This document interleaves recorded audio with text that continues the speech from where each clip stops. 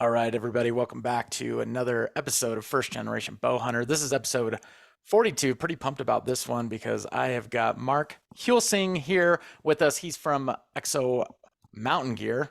They make Correct. epic packs. Man, so how long have you been there? What's that experience been like?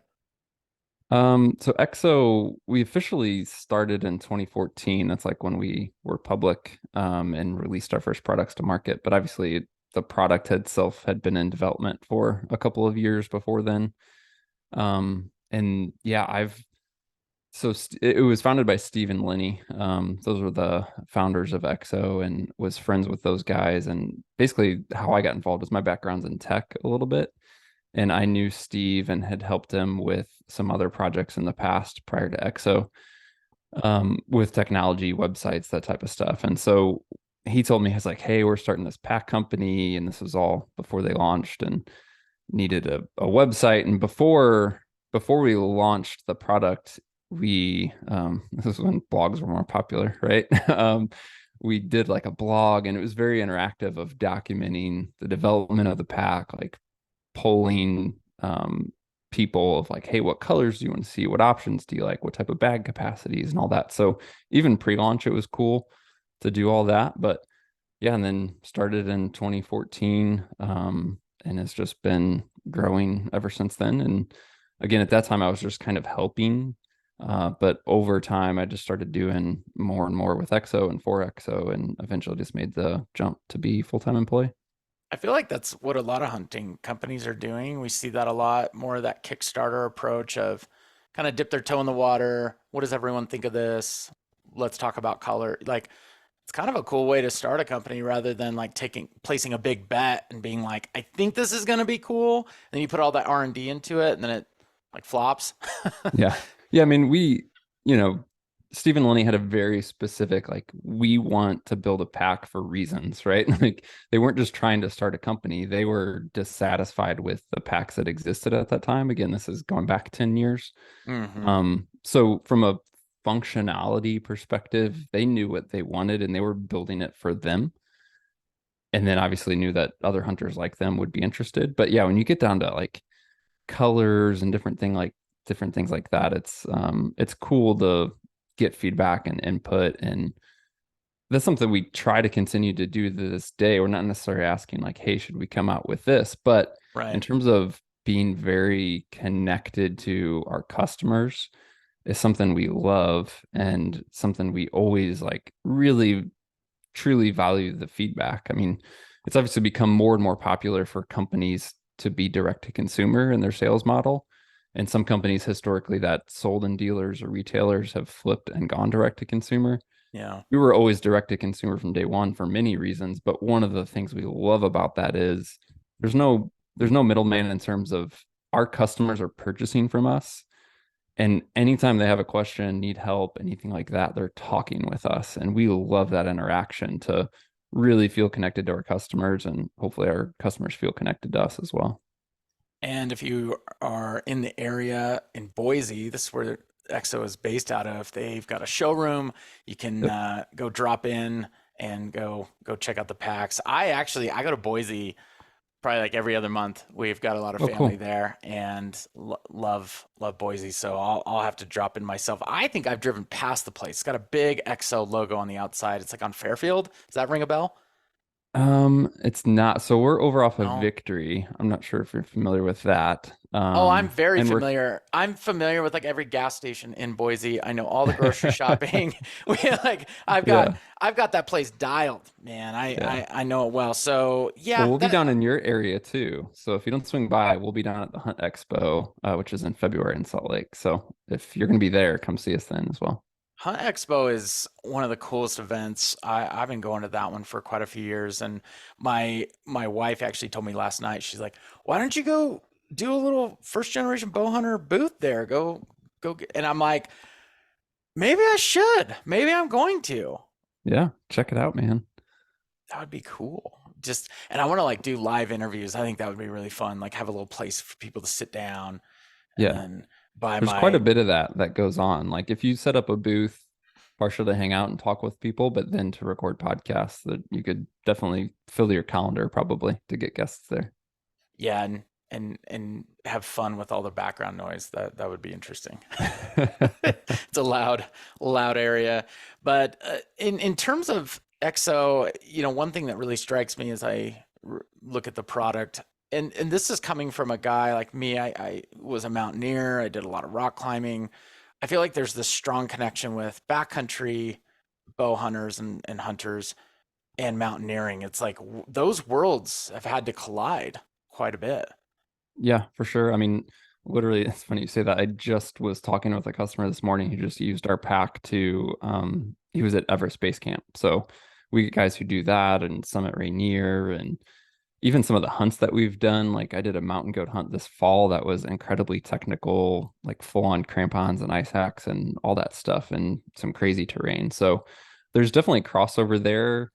Um, it's cool with us. Obviously, we are developing our product specifically for hunting and in particular backcountry mountain hunting, where you have this need of I'm so far from the road or what have you that I need to pack out my game on my back.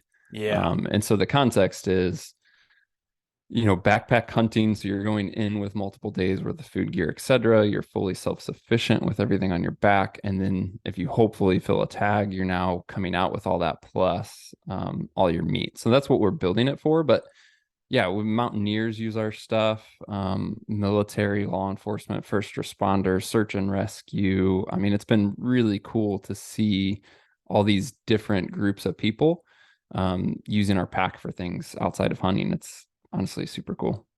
What kind of tips do you have for people to condition for that? I mean, there's so many workouts out there. There's so much on Instagram, but is there anything that you have found where you're way back in there, you're carrying everything on your back, and then you have to pack out an animal? What kind of conditioning do you recommend? Yeah, it's I relate. I we skipped over this. Exo is based in Boise. I live and still remote, so I'm in the Midwest. So a lot of times I'm in Missouri. I'm going from Missouri to I had an archery elk hunt in Colorado this year above 12,000 feet. So I'm going from 500 feet to 12,000 feet plus, right? So I'm in that boat of being a flatlander who has to train without having a mountain outside my door.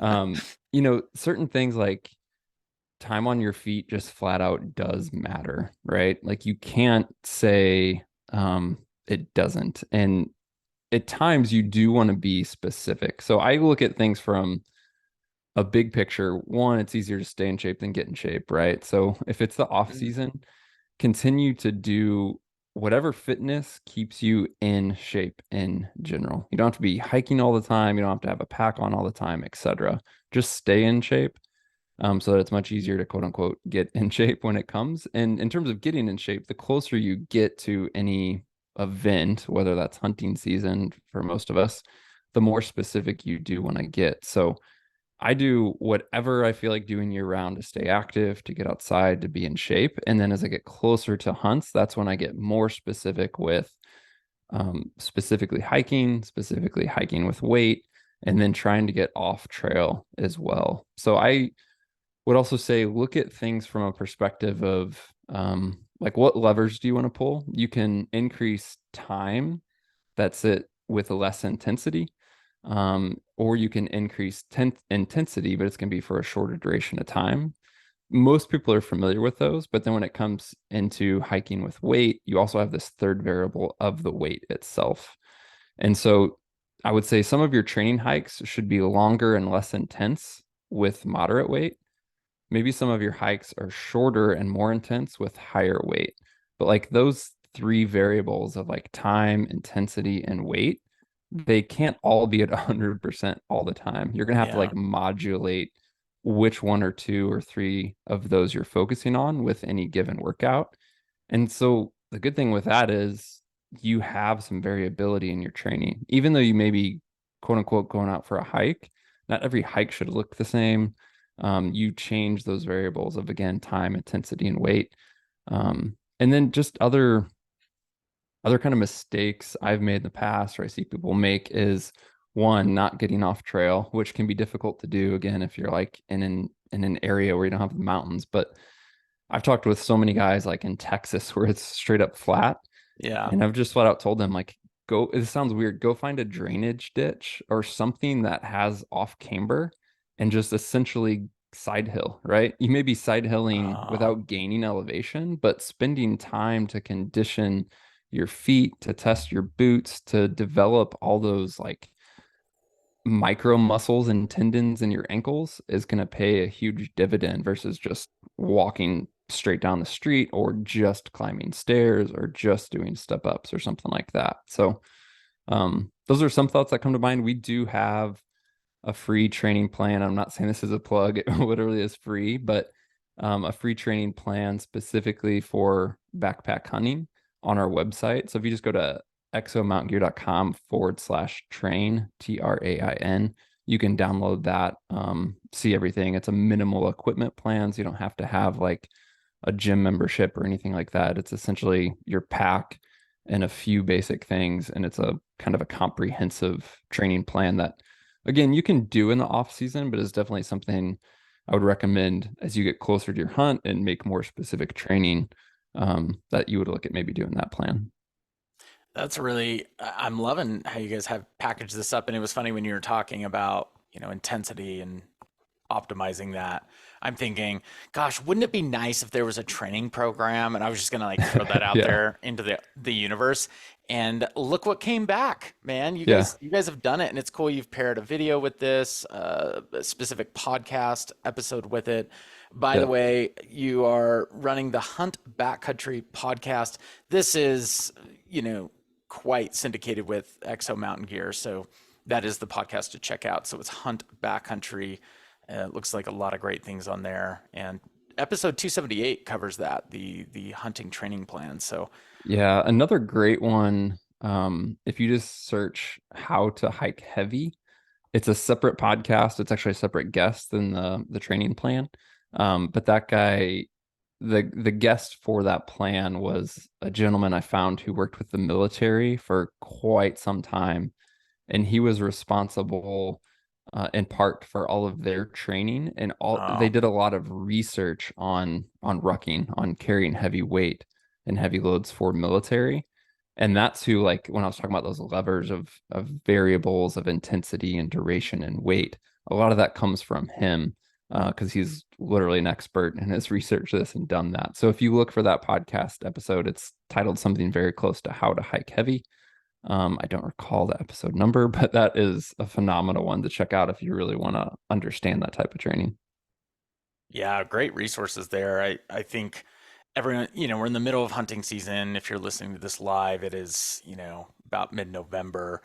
I think some people are probably questioning how well they did prepare. I know I always do that. It's like, dang, I could have Hmm. refined that a little bit more. I do like how you're talking about side healing. I tore both my MCLs in both knees, skiing a few years ago.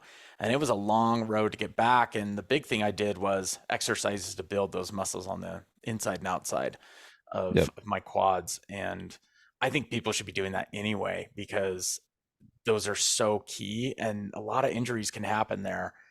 So Yeah. I love that you said that, especially for those that may not have, the Wasatch out their front door like I do. I mean, I'm 10 minutes Yeah. from the Wasatch. I can be on serious elevation.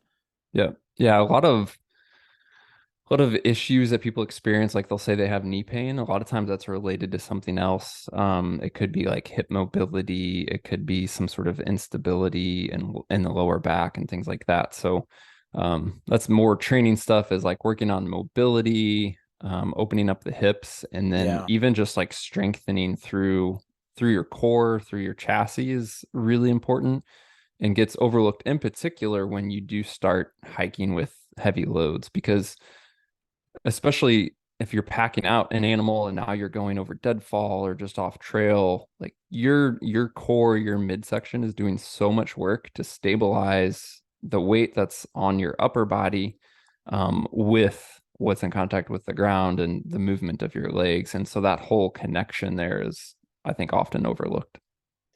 Big shout out to Preston Ward. He runs Mountain Physio. really strong individual with this, and he talks about like the non-sexy workouts, and it's Yeah. really related to hips. And Yep. when you're packing out those heavy loads, it's like, and when you're at the gym doing those, you look like a dork, and I get Hmm. made fun of honestly because I sit in the, I think they're the butt machines for like all the cute women who are trying to work on their butts, and I'll sit in that machine and I get looks from dudes who are like, "Oh, what are you doing? You know, you're working on," Yeah. and I'm just like, "Bro, I don't care.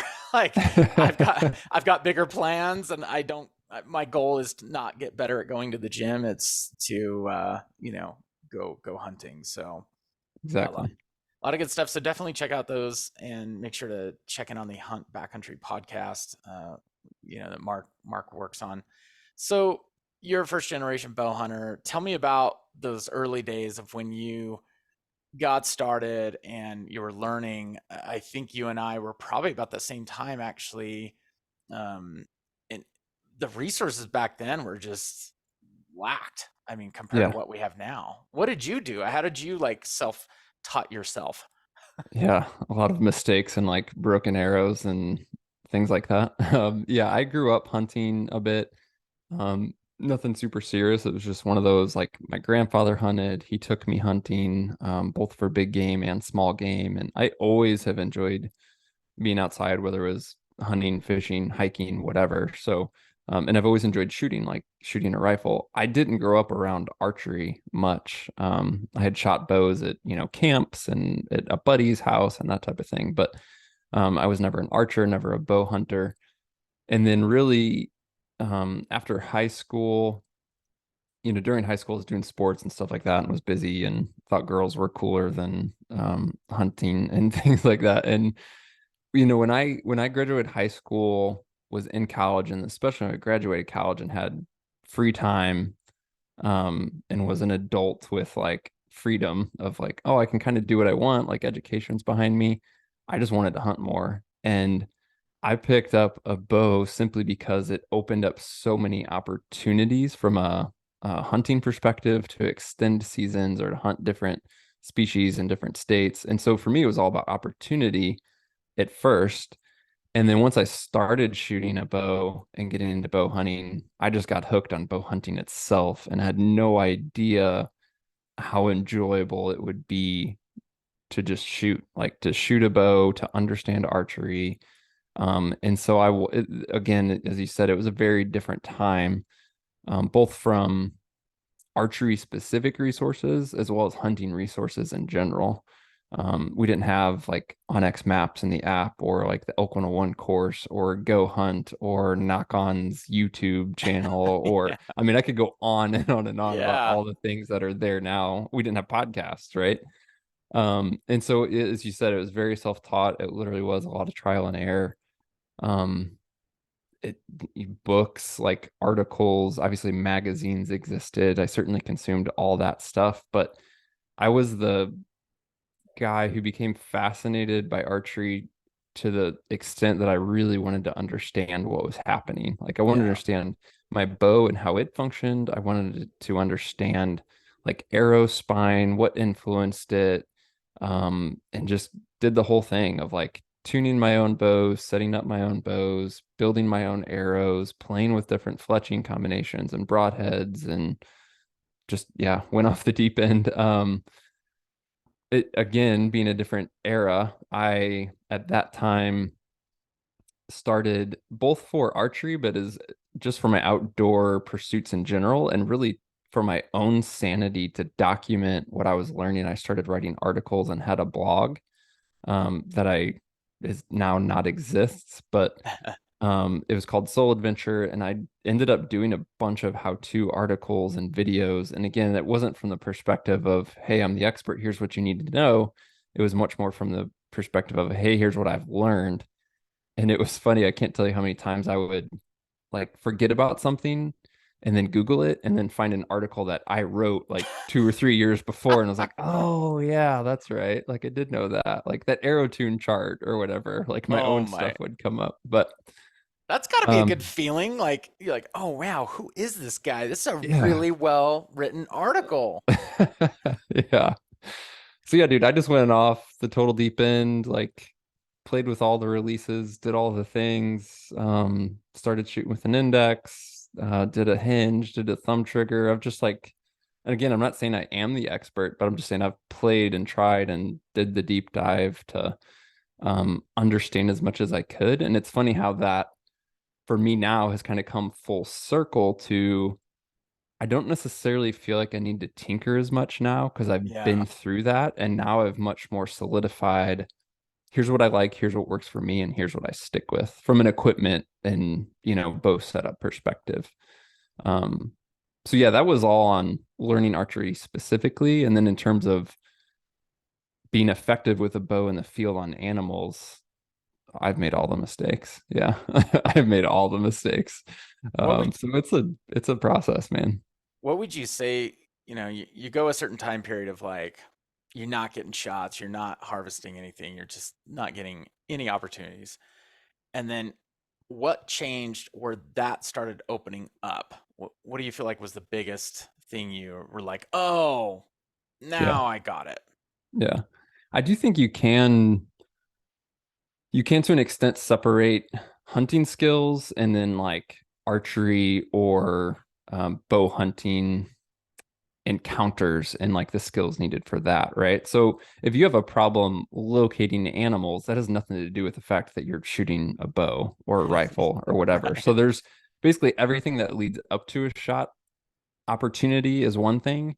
And then what happens when there's like a shot opportunity is another thing. And I do feel that it's important to not completely separate those, but for people to think about where do I need to focus in terms of improving most? Is it on just spending time in the field and understanding animal behavior and maybe getting in better shape so I can cover ground or stay out there longer, what have you? Or is it, hey, I'm okay, like I can hike in the mountains or I've been able to find some animals or have some encounters, but when it comes down to it, I can never seal the deal because I either can't get in bow range or when I do get in bow range, I've messed up this, that, and the other thing, right? For me, I was learning all of that at once. And yeah, again, just made a lot of mistakes. So there's not necessarily too much you can do on experience, like in shortcutting that. And I just feel like that's really important to put out there because we do have so many great resources now on both sides on finding animals, locating animals, hunting, and then on tips for a controlled shot process and when to draw and how to draw and making the most of shot opportunities. But I just want guys to fully realize that you can listen to all the podcasts you want, watch all the YouTube videos you want, and they can shorten the learning curve, but they're just not going to replace experience. And that may I, sound negative, but one, it's real, and two, I think it is honestly really good because um, we that's part of what makes hunting and bow hunting great is like the fact that it's not easy and that it's a challenge and that it's different every time and all these unknowns. Like you want there to be unknowns going into a hunt. You don't want to listen to a podcast, read an article, watch a video that's just gonna give you all the answers and now I just go do it. That would be boring in my opinion. it wouldn't be called hunting, it'd be called pickleball. Right. Yeah. I'm sorry. I pick on pickleball. It's like so blown up in Utah and Yeah.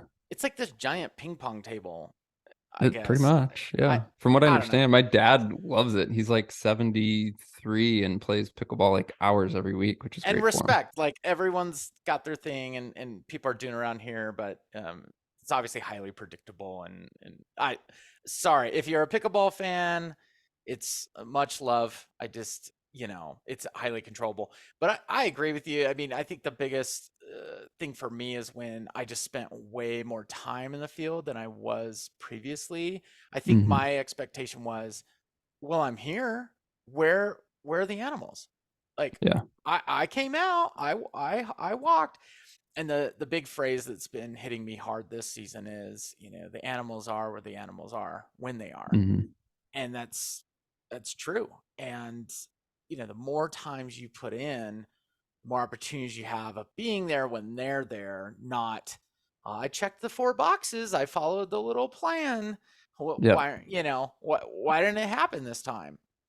Yeah. And that's the other, I want to say danger, but like you can break that down into tactics or like whether it's elk, deer, bear, whatever, it doesn't matter. But you hear advice on the internet and that worked for them, but that's a a specific place and a specific time. And yes, there are some generalities or like principles to follow that are fairly universal, but you also have to be really careful that you don't get too focused on this is the way it's supposed to work Yeah.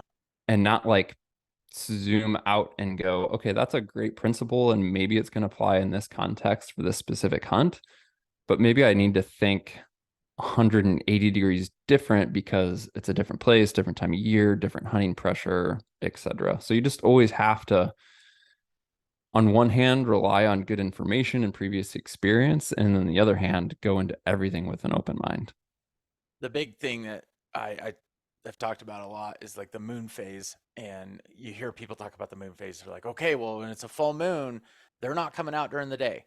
And that's a very dangerous statement because, and I've said it before actually, where I'm like, yeah, when I'm hunting a full moon, I'm not seeing as much activity. But the that's not the universal truth.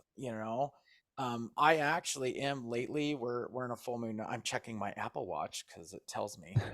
I've got my little moon on there. I love it. But I've been out a lot more lately because you have these other factors. I mean, we're in these crazy back-to-back snowstorms right now. I mean, the animals are like moving. I mean, Mm-hmm. I think the elk are coming down. I mean, it's kind of a cool time, and it doesn't matter about moon phase. They're freezing. I mean, they got to move, they got to eat. And so I even have to be careful. So I appreciate the gut check on that of, I try to share things of guidance, but also trying to find joy in the journey too. When you do go out, you don't see anything, but maybe you took away a cool learning that you didn't notice before of like, oh, there's this whole game trail I wasn't even aware of. I didn't see anything this time, didn't pull the bow out, but pretty cool that there's this whole feeding area I just was not aware of. Yeah, yeah, absolutely. I mean, it's obviously people have talked, and we could continue to talk forever about how do you define success in hunting. And there's, that's a big conversation. And at the end of the day, the goal is to fill your tag, to have that experience, to put meat in the freezer, etc. Like that's always the goal. But that doesn't mean that anything short of that wasn't success, right? And again, if we're thinking about big picture and process and experience and becoming a hunter and not just killing an animal, then I take away something from absolutely every trip for sure. And that's not like sometimes that's knowledge, sometimes it's like, man, I don't even know what I learned because I feel like I did things right and I don't feel like I necessarily learned a new lesson, but gosh, I was just out in the mountains and still had a great time, right? So there's something to Yeah. take away from everything, whether it's very practical and tangible or whether it's if you just love being out there, man. I had a terrible, terrible elk hunt this October and but I What just enjoyed it. Like I just what am I here to what how can I be complaining that it is a full moon and it's ungodly hot for this time of year and the animals are only moving at night and like I could go on, but at the end of the day it was like I don't know, I just spent 6 days backpacking around the mountains with a good friend in amazing country. Like I don't know what I have to complain about right now. that sounds like my elk hunt. I was with my son, and that's what it was. It was like we just were not getting into anything, and the temperature was super high. And he filled his tag on a deer, and it was just incredible. It just flipped the script so quick towards the end. What else was what else was rough on your? I mean, were you just not seeing them, not getting into them at all? Yeah, I mean this was a rifle hunt in particular and Oh, it's my third year in a row with that same hunting opportunity. And the first 2 years I've killed bulls like opening morning. At the same time, I also wasn't like, I know that it's not because I'm a great hunter, right? Like I know that all that can change. So even going into this year, I'm like, it's not always going to be that easy. yeah. And yeah, we spent 6 days in there, covered a ton of country. It was like in the mid 70s at high elevation and mid to late October when it should be typically like in the 30s and 40s. So again, excuses, excuses, excuses. But yeah, it was just, but learning new country, figuring out where animals were in those conditions, like there's still a lot to pull away from that. And then even understanding like changing in tactics of, and again, this was a rifle hunt, but you can apply it to any bow hunt of how the terrain that you're hunting in influences heavily the tactics that you use to approach animals or call animals or what have you. And so just being in more open country versus more timbered country. And again, just like adapting as we've talked about, these are the conditions, this is the reality. Eventually figuring out these are where the animals are currently. What is the best decision to make to hunt these animals effectively given this reality and not what I want it to be or not what I read on the internet that it should be, but like just again going into it with an open mind, being analytical about this is the reality on the ground. What can I do right now to be most effective? So it was good in that regard to like go through all that. I like you said it's more about becoming a hunter, not just killing an animal. And one book that comes to mind that I am just, it honestly just really helped change my life and really helped me, I don't know, just overcome some personal issues was Atomic Habits by James Clear. Yeah, And it's a he, great book. man, I mean, it just, and how he talks about people want to go run a marathon and they run the marathon, they train for it, all these things. Marathon happens, it ends, and they stop running. And he's like, isn't it more important to become a runner, not just run a marathon? And I, man, it just, as you were describing it, I'm like, that's exactly what we're trying to do is become a bow hunter. And there's going to be those seasons that are just a total flop and there's so much out of our control. And but does that mean you're not a hunter? You know, does that mean you just sell your bow and you're done and move on to pickleball? Yeah. Um, what stuck out to you on that book, Atomic Habits? It's been a few years since I've read it, or at least a couple years. And obviously I would love to revisit it, but a lot of it is what you were saying is the small steps, like it to keep it on running. Like one of the things I know he talks about in that book is instead of setting this great goal, it's like commit tomorrow to putting on your shoes. Like that's the first step in developing a habit. Like if you want to become a runner or you set this goal of, hey, I want to get in shape, I want to do a marathon, don't start with the marathon or the end result. Like again, it's all about the process and how that grows over time. So, okay, you're coming from couch and you want to do a marathon or even a 5K or whatever. The first thing you need to do is consistently wake up and put on your shoes. Not even necessarily go outside, not even necessarily run, but just get in this routine of this is what I do. I wake up and I put on my running shoes. And he talks in the book like if you commit to doing that, you're probably going to go, well, I already woke up and I already put on my shoes, so I might as well at least go for a walk, right? And then you do that for a while. And it's like, okay, well, walking got a little bit easier. Let me walk for a minute and jog for a minute. Okay, well, I've been doing that for a while. Now I think I can run a mile like without stopping, right? And you find yourself becoming a runner and then completing this goal of a marathon. And so again, that's just the running analogy. You can apply it to hunting and everything else, but it's those small steps of what can you commit to, and what is sustainable for the long term. That's something that I'm like most people. I'm all about like big goals or these lofty ideas and things that sound great, but I've definitely realized in my own life I can't do everything and I can't do it at once. But if I find a sustainable like pace and pattern of life, then over time, all that builds up into something. Um, I'll butcher the quote, and I don't think it's from Atomic Habits, but basically this idea of we overestimate what we can do in a day, but we underestimate what we can do in 10 years, right? So like you can't do everything today or tomorrow, but if you're consistent and do something sustainable, we probably underestimate how much progress or how much we can accomplish in the next 5 years or in the next 10 years type thing. Man, I love that. That's a great breakdown. Man, this is so relevant too because it's not a very pragmatic activity, bow hunting. It's No, not it's like not. it's like good job, you put on helical arrow fletchings. Great, you're Yeah. gonna get X. I would say one of the things of in relation to putting your shoes on and just trying to get off the couch. One thing that was actually kind of hard for me way early on was going to an actual pro shop for a bow shop and like raising your hand and being like, I don't know, like I need Yeah. help. I need to be fitted. I need to be measured. I was doing so much of that online, trying to get my draw length and like, oh no, I got this. I can do that. Letting my guard down and trying to be like, okay, I'm gonna ask a true expert, locally. That was kind of hard for me. That was going from the couch to putting my shoes on. That was that little baby step. I had to kind of let go of my ego a little bit, you know. hmm Yeah, and it's like it makes me think of those memes. What I think I look like versus what I actually look like, right? Like I know that I went through that process with shooting a bow, and again, being self-taught, it was like I think I'm doing this right, and I think it feels right, whether that's draw length, whether that's grip position, whether that's shot execution, whatever.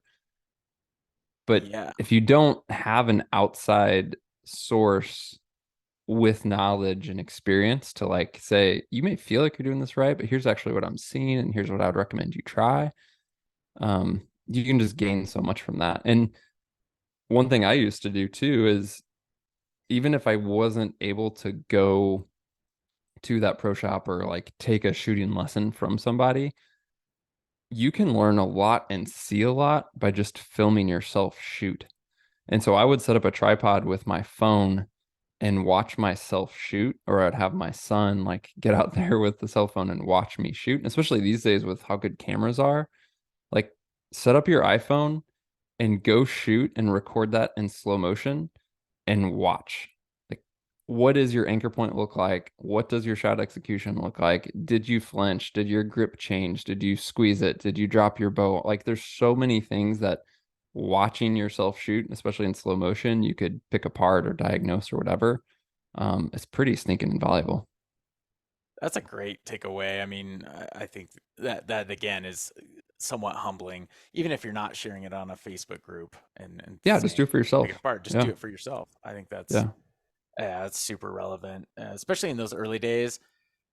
I mean, I went a long time with not having strong shot execution. I just went a long time and I was like, oh, cool, I'm shooting at 50 yards and I'm pretty proficient at it with terrible habits. And, Yeah. I'd go to like a 3D hunt or, taking the bow in to get tuned and they're like, whoa, whoa, whoa, there's a lot going on here. And I'm like, oh, really? What? No, I shoot at 60 yards. Like yardage doesn't matter Yeah.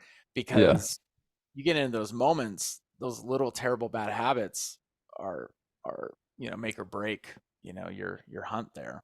Yeah. I, again, was self-taught. I'm sure I had a lot of bad habits, but specifically at some point committed to, I was like, okay, I've heard of these things called hinge releases. And again, this was quite a while ago, and it wasn't as popular to shoot with a hinge or a thumb trigger, especially as a bow hunter and not like a tournament archer. But going from a wrist strap trigger release, index finger trigger release to then a hinge was obviously scary, but again, all self-taught, like in my garage by myself. And yes, I've punched myself. But when I got more comfortable with a hinge and understood that shot execution, shot process, it I felt like I went from thinking I knew what it was like to shoot a bow to going, oh, this is what it is like to shoot a bow. Like this is how it is supposed to feel, regardless of what release you're using. But in terms of actual surprise execution and being patient and following through and staying on target without panic, like all that stuff, like when that clicked with me, it was like a whole new world of, okay, this is what a shot is supposed to feel like for sure.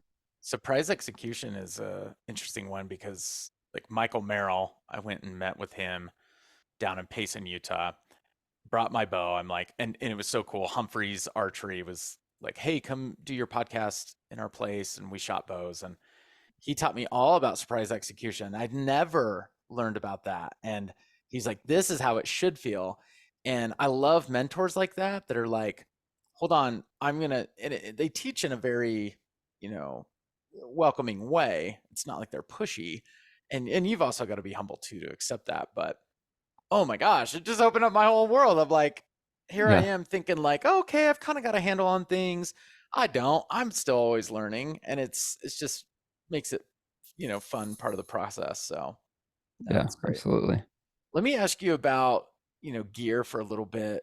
You guys are a pack company. You're obviously experts in engineering these packs and how they fit on the hips and everything. But let me ask you this, like what gear does go into your pack and what gear you like, I don't bring that anymore. It's not going to make the cut. I just don't bring that stuff anymore. Tell me about that a little bit. Yeah. I mean, it can obviously change based on the hunt, whether that's location, time of year, conditions, length of the hunt, like how minimal do I need to be because I'm going in for 10 days or this is just a day hunt and, I can carry a little bit extra fluff. But for my own for my own history and things I've changed as well as again, we work with podcast listeners and pack customers all the time on gear and gear lists and all that stuff. I see a lot of extras. So like, oh, I'm gonna bring two knives just in case, or there's all these like, hey, what ifs. Andrew Skirka, who is like a very accomplished backpacker, not hunter, said that we pack our fears, right? So there's Oh, always this lot of, hey, the what if, or because of this, or what, it might, like we pack our fears. And so we end up carrying more than we need. And that's fine, but I would say over the course of time, as you get more experience and you get more comfortable outdoors, whether this is a like a backpack style hunting trip or not, you begin to realize I can be more confident and comfortable with less. And so if you're new, I would say maybe don't, I'm not saying don't think about it. I would say don't overanalyze it though, and just be willing to realize, hey, I'm carrying more than I need. I'm packing some of my fears. As I get more experience and more comfortable, I should be able to realize what I don't need. And so I would play like call it three strikes and you're out. If I've taken something on three hunts and I've never touched it, never used it, never considered it, do I really need it? And there's some exceptions to the rule, right? Like your first aid kit, like, okay, I didn't need that. Great. I'm never going to carry one. That's not what I'm saying. But yeah. if I've gone on three hunts and I've never needed that extra knife or clothing's a huge one. Like guys carry too much clothing at times, and it's like, oh, I had, three jackets. Maybe I could have got away with two or one. And again, obviously it changes on conditions and time, but um packing your fears, clothing and food are big ones because those tend to be some of the bulkier and heavier items that is just easy to go overboard on. Hmm. But again, over time, as you get more experience, you'll figure out, okay, these are about how many calories I need per day. This is the type of clothing that I need to be effective in the conditions that I'm headed into. And then these are the things I don't need an extra of. And I'm not packing my fears anymore. Those are kind of the three big buckets that I think you can make some changes on in terms of I went from carrying too much to now carrying just enough, like just what I need. The clothing, it took time for me because I would really pay attention to the temperature and say, okay, at 30, I wear this. At 40, it's like in these 10-degree increments of what I really feel comfortable with based on activity. That one Hmm. was one I was glad that I finally dialed in because, man, I was carrying a lot of extra clothes of the Yep. what if. And I'm watching the weather a little bit closer. It's pretty predictable around here. It's not like Colorado where something will just sweep in and wipe out the mountain. The knives, that's funny you say knives, man. I've carried the extra knife, two knives, three knives. Like I'm Yeah. like, what if, what if, what if? And then the other one lately, again, I'm still learning, right? I'm like, these are all good things for me too. Dude, I caught myself carrying like three headlamps the other day, and I'm like, Yeah. Adam, what are you doing, man? That's a little much. So I love the we pack our fears. That's gonna stick with me seriously because I'm gonna totally go through the pack again and be like, wait a minute, what am I doing here? That's awesome. I think that's great Yeah. tips And for again, new like I'm not boaters. saying this to be all self-promotional, but just to give resources, we have an example gear list on our site that not only is, hey, here's what we pack, and I'm not trying to tell listeners what they should pack, but there's this template, like this Google spreadsheet that is a template that people can plug their gear into. And it's really cool because if you put weights in, it'll calculate your total pack weight. But then there's like check boxes for if you've packed it. So one, it helps you not forget stuff.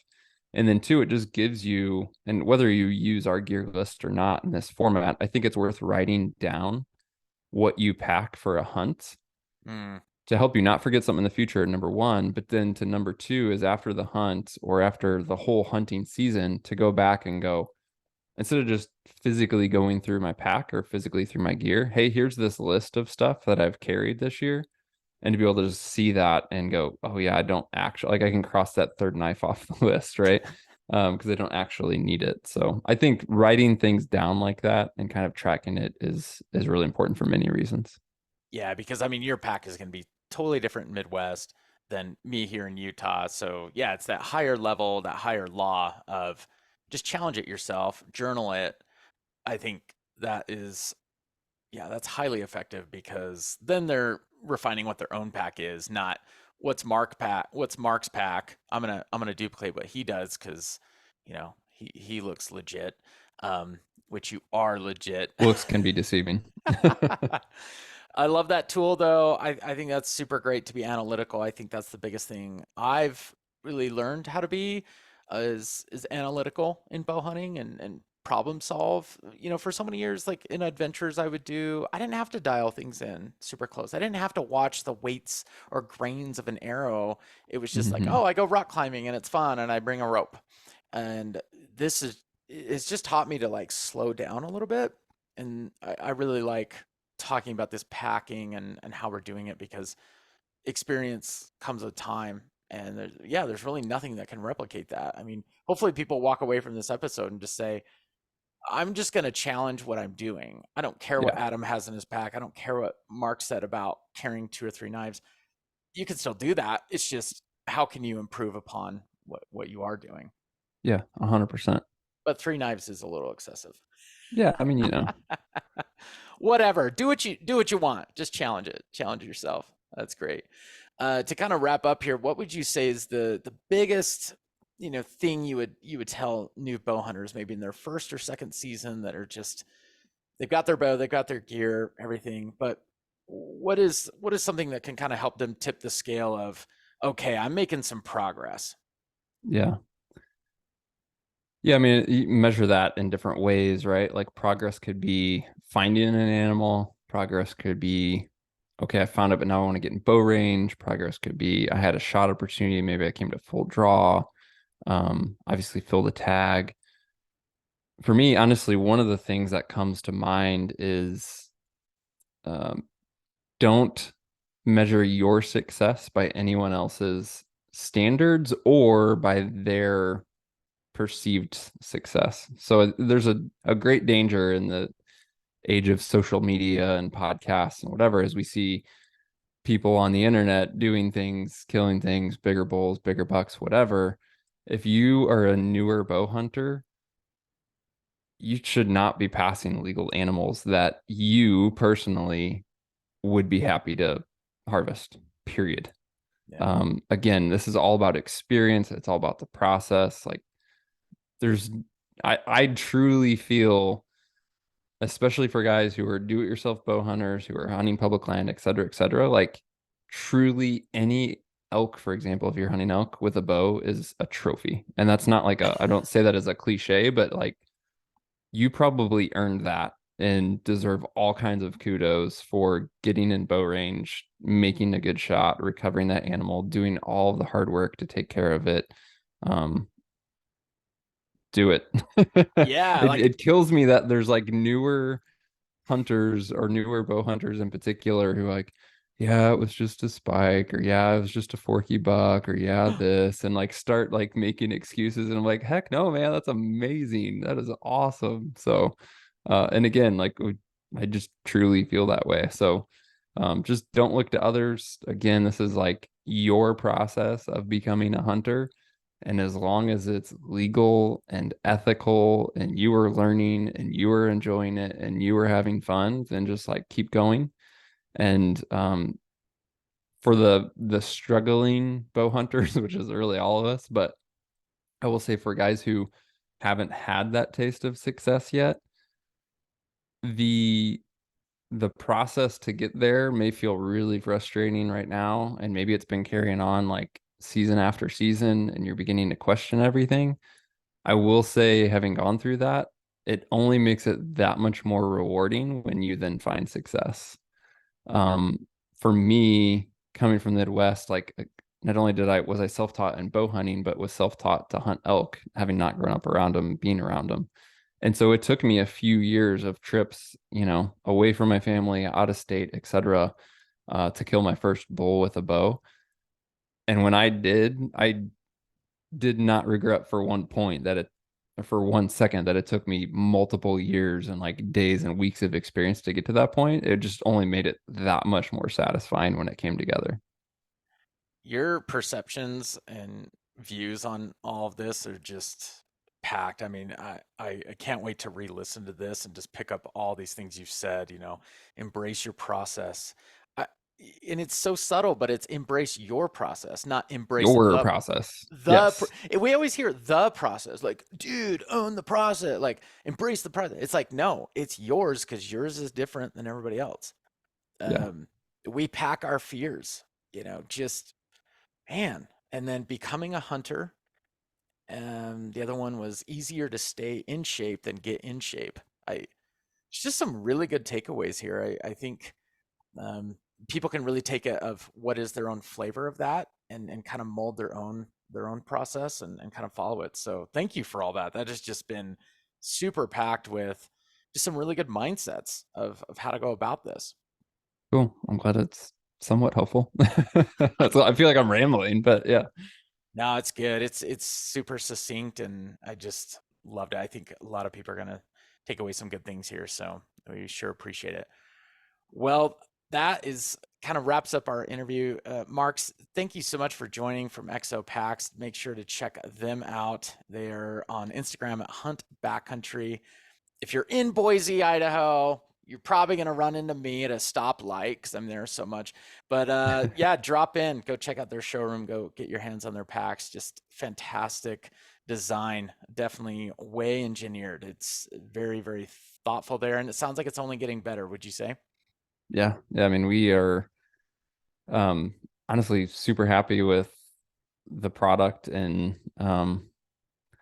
we didn't get into any of the product and engineering, but I will just say that there everything we do is from our personal experience and testing and research. And I'm not saying this about hunting companies in particular, but behind the scenes of a lot of outdoor gear and a lot of bigger companies are, hey, here's a good idea. Like, here's what the market's doing. Here's what we think would sell well. Like, hunting's hot, backpack hunting's hot. We should come up with a backpack. Let's hire a product designer to make a backpack that looks great. Hmm. And I will just say that for us, like we're out there doing this stuff all the time. And the whole reason Exo started was because again, 10 plus years ago was like, man, there's gotta be a better way to have a pack that meets our needs. And that's still what we're personally chasing is still for us, but now for thousands of customers. Like that's all we do is packs. That's all we care about. We're not trying to be the biggest. We don't want to sell socks or sleeping bags or tents or anything.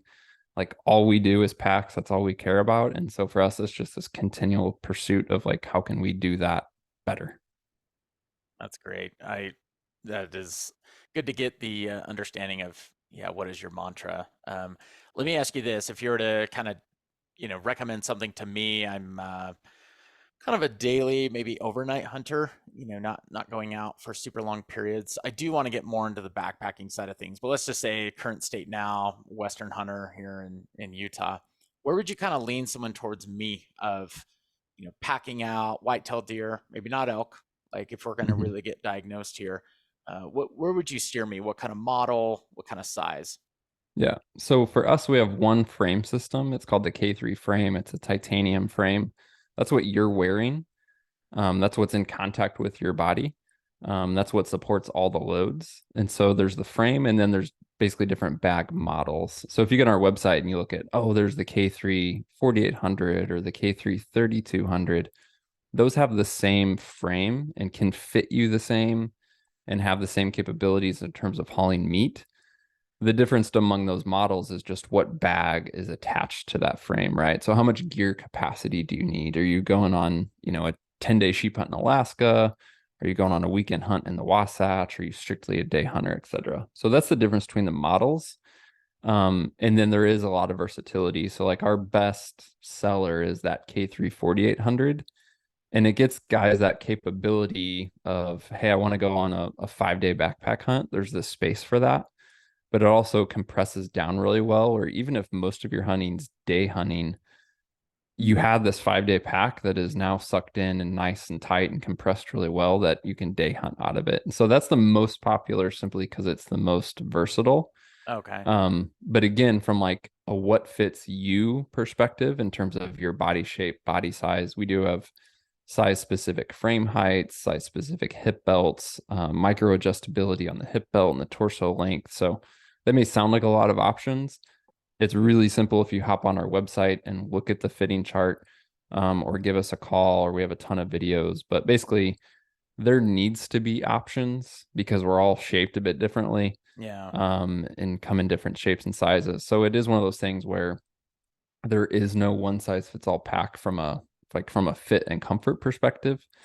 And so that all those options in the frame to fit you in particular become really important, obviously for comfort and performance, especially with heavier loads. But all the packs can carry the same amount of weight in terms of packing out meat.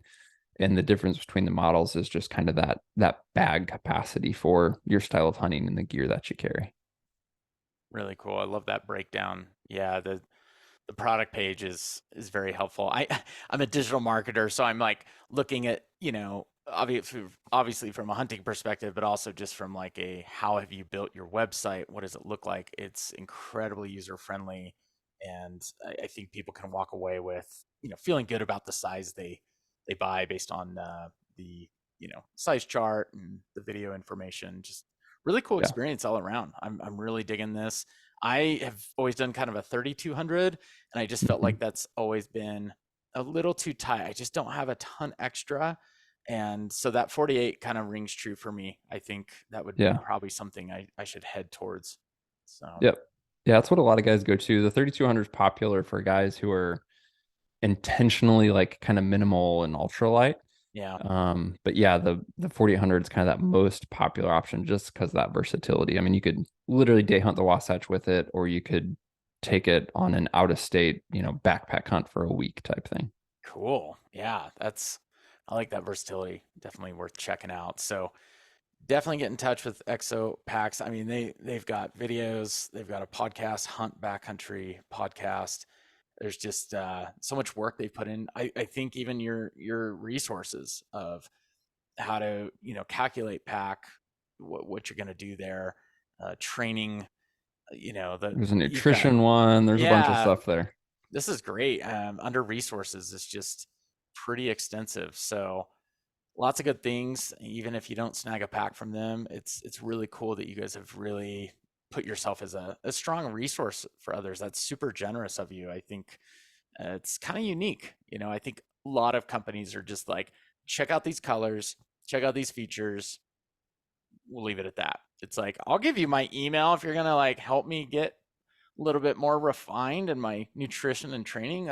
Dude, that's a fair exchange right there. So definitely check these guys out. Exo, it's EXOMTN gear.com, and just You under got it. resources. It's just phenomenal. So super pumped. Well, Mark, thank you so much for joining. This has been informational for me, and I think for those listening. There's just so much here, and it's going to be one of those episodes I think I'm going to listen to a few times because I took away a lot. So thank you for that. Oh, you bet, man. Thanks for having me. I'm always game to talk hunting. Absolutely. Well, this has been episode 42 of First Generation Bowhunter. Really appreciate you listening in. If you're liking what you hear and this is something that you're passing along to a fellow bowhunter and you're like, dang, that was a good episode, I'd sure appreciate an Apple Podcast review. I've been getting a few more of those lately. And the emails I've been getting lately have been, hey, I've been finding your podcast on Apple Podcasts because of the reviews, because of how people are kind of searching for information. So please keep those coming.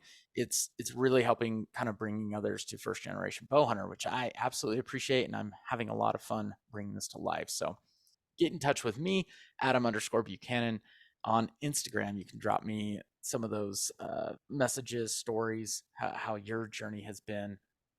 I'm just loving it. It's been so cool to hear how people are coming back from injuries and years of a hiatus of hunting, and they're just like, all right, I'm ready to do this again. So thanks so much, and we'll catch you on the next one.